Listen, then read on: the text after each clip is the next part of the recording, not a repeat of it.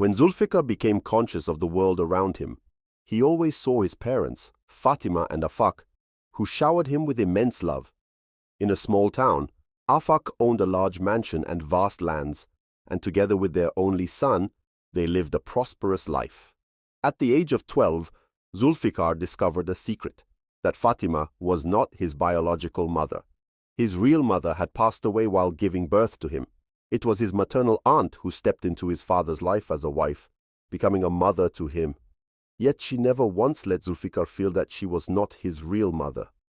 Another reason was that despite years of marriage, Fatima herself couldn't have children. When Zulfikar turned 17, Fatima finally conceived. After so many years, happiness filled the mansion again. But joy soon turned into grief.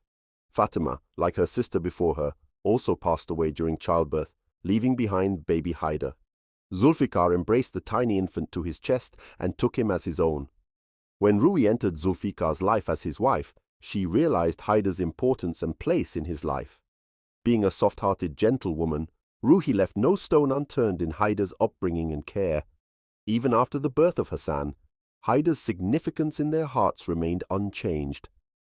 Haidar himself always treated his elder brother and sister-in-law as parents. From the beginning, Haidar had little attachment to their lands.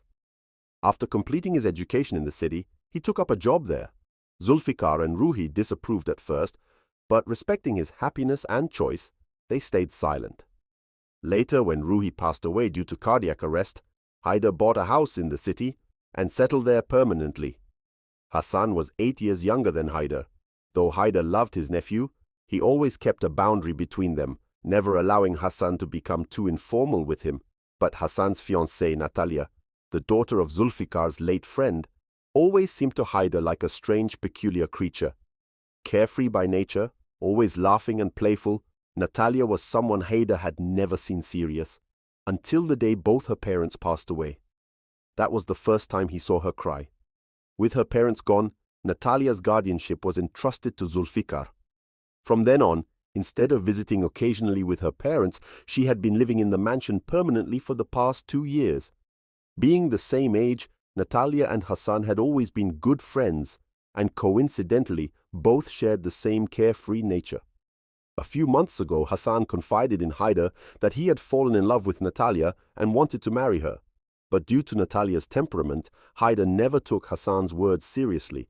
It was only when Zulfikar called him and asked him to come from the city for Hassan and Natalia's engagement that Haidar finally believed it.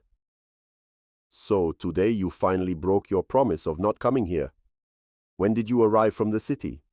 Zulfikar, seated at the breakfast table, looked up as Haidar walked into the dining hall and asked about his arrival. Please don't start with complaints again. You know very well about my job. I can hardly take out time, so coming this far isn't easy.